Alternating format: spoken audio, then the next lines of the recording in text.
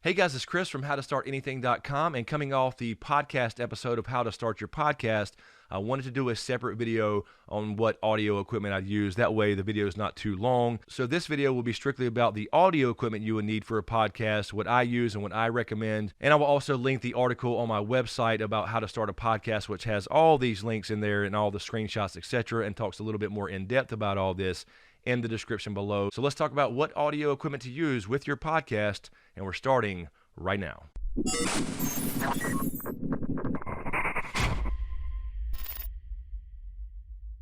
So obviously for a podcast, you will need some stuff as compared to, say, a YouTube channel where you can just kind of start recording on your phone and kind of get by with that for a while. That's certainly okay. But a podcast, of course, is all about audio. So you will need, obviously, some audio equipment, whether it's just one microphone, USB to your computer to record audio. That works as well. But there's some other options out there. You will also definitely need recording software to record your audio, and I use Audacity. We'll get into all that as well. So anyway, let's jump into what I use and what I recommend for audio equipment. So I have this also down at the bottom of my website here in this article as far as what I use and what I recommend you use based off your budget and all that stuff as well.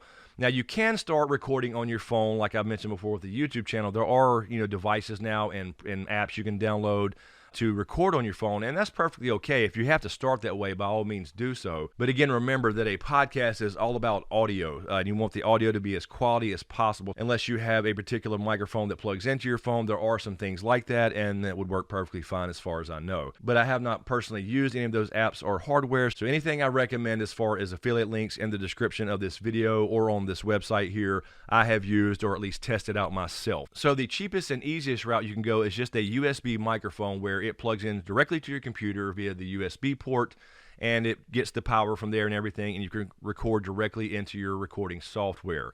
I would suggest the Audio-Technica AT2020 for this. Here's the link from my website here. It takes you to Amazon, and this is the AT2020 from Audio-Technica. It's by far, in my opinion, the best quality audio for a USB microphone. There's plenty of other ones out there as well. I've also used a Blue Snowball microphone that worked really well for a while, and they all come with this kind of stand. But whatever microphone you get, you want to be sure to get some kind of boom arm like this one here you see, where I can move this thing around. You don't want a microphone sitting on a table to where the vibrations of the table can mess up your audio. Been there, done that. I still use an Audio-Technica 2020. Right here it is. I use this on Twitch, so I have this mounted over here to this right side of my desk for my little Twitch setup when streaming there. This is the second microphone I bought when I wanted to invest a little bit more money after I heard it on some other videos, so I highly suggest that one as well. So that would be my recommendation for a USB-only microphone. Now, when you get into wanting to upgrade a little bit and you want to get the best quality audio you can, you definitely need an XLR microphone. So an XLR mic is what you see here with these thick cables. These are 3-prong cables where they run to a device and then connect to your computer in a different way. And this is going to give you the best possible audio quality regardless of what model of microphone it is. An XLR mic will always be a little better.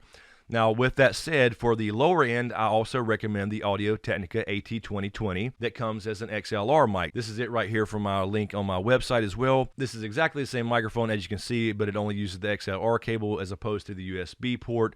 But this will give you a lot better quality sound as opposed to just USB only. Now, don't get me wrong. I started with a USB microphone. There's nothing wrong with it whatsoever. You can clean up your sound, but you will get better quality that you will notice when you use an XLR mic.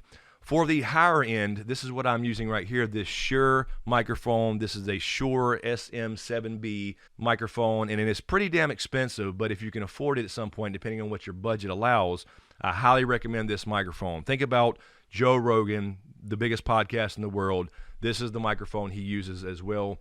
The Shure mics are some of the highest quality there are as far as I'm concerned, and it has a built-in pop filter as well, so you don't have to worry about any external pop filters. And of course, a pop filter is what you see, the little wind screens over microphones, or in this case for this AT2020, this is a pop filter that fits right over the front. But again, start with what you can, start with what your budget allows, and if you feel like you're really getting into podcasting and you want to make it better quality, you feel like you're growing a little bit, whatever, want to invest a little more money into it to make the quality better overall, definitely think about an XLR microphone. Now, with that said, any XLR mic is going to require a USB interface so you can still record on your computer.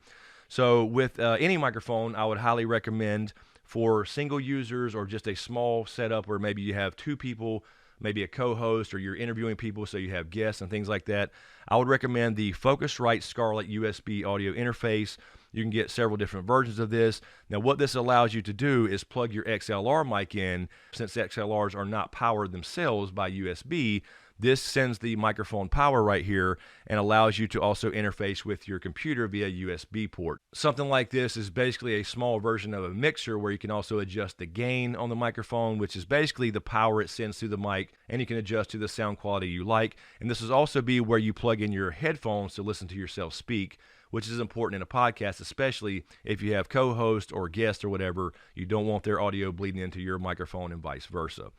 So you can pick several different options here. The Solo is like $109 right now, and it just comes with one input here, and this would be for your basic setup with just computer, your mic, and this one Solo Scarlett USB interface, and that would get you by just fine for a long, long time.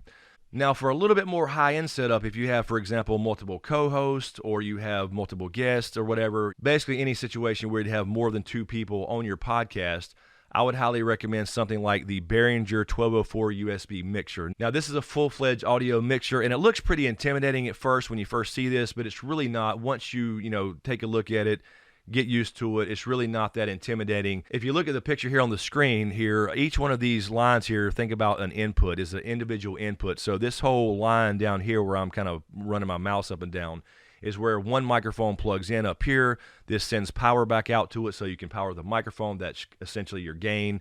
And then all these knobs here just make your audio sound a little different. You can kind of adjust the bass and treble and midtones and get the sound you want. And then you have a mute and volume and all that stuff. And this allows you to have multiple microphones plugged in. You also may want to have a guest on occasion. Maybe you're interviewing somebody over Skype, and this allows you to run audio from your computer out to the mixer and then back out the mixer via USB cord to record on your actual computer just like you would any other setup. So anyway, for like a podcast where you have co-hosts like I do, there's 2 people on the podcast at all times, and then we have an occasional third or fourth as guest speakers when we're interviewing people or talking about a particular subject. It's very affordable for what you get, and this is the kind of stuff that used to be only in radio stations and nobody could get a hold of, and it looks so intimidating with all the buttons and knobs. But anyway, you don't have to start that level. I'm just giving you some options depending on what kind of podcast you're going to start. All right, now with all that said, as far as microphones and mixers and inputs and all that stuff, here's what I use for recording. I simply use Audacity. Audacity is a simple program to use. It's easy to learn, and you can also edit your podcast right in that software as well, as far as cutting out things, adding intros, whatever. And it's very easy to use and learn, and it doesn't cost a dime and never will, being open source. So that's all I use with all the different setups I talked about as far as microphones and USB inputs or whatever.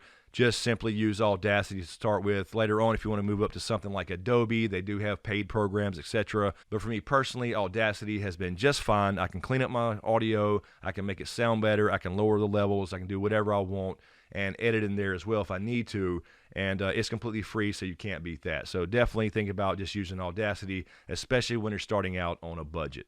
So anyway, guys, that's what I use for my podcast, the Smokescreen Podcast. I will leave a link to that in the description below as well. And I'll also leave a link to this article on my website on how to start a podcast, where it has all the links there and more information on each piece of equipment that I've talked about. So anyway, guys, let me know what you think in the comments below. And if you're an experienced podcaster, by all means, let me know what you think in the comments below as far as other options for microphones, USB interfaces, all that good stuff as well.